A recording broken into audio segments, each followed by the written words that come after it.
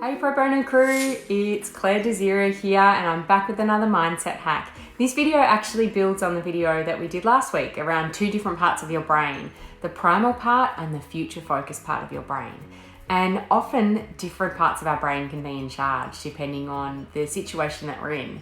And our brain can be really clever, but sometimes it can also be on high alert or try and trick us or guide us into distracting ways, especially when we're going to be stepping out of our comfort zone. So before I dive into that, I just wanted to let you know that I'm obsessed with how the brain works and mindset hacks, and I run a training organization called the Top 5 Movement. We speak at conferences, we train people, we work with coaching groups and people one-on-one to really support them to have a bigger impact through what they're doing. We don't do technical training, we do mindset, resilience, productivity and leadership training.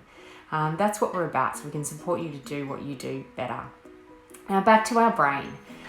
If you want to dive into this idea a little bit more, go and check out the video last week. But if not, then stick with us and we're still going to share 3 things that are really helpful for you when you're maybe wanting to be distracted, or you know that there's something really important that you need to do and it's been easy to write a to-do list the day before, but then when it comes to actually hitting the road and taking that action today, you just really can think of a million reasons why it's not the right time to do it. It's where different parts of our brain are in charge. So 3 ways that you can overcome this or start to kind of challenge this and change some habits is 1, be really mindful of your environment and harness your environment. Remove distractions, remove paperwork if it's likely to seem like all of a sudden it's urgent and it needs to come in front of your highest priorities. Go and sit in a meeting room if you can. Put some headphones in.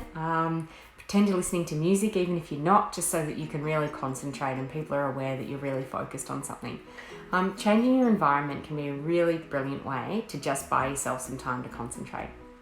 Another thing you can do is one of our favorite productivity and focus hacks of all time, and that is the Pomodoro technique.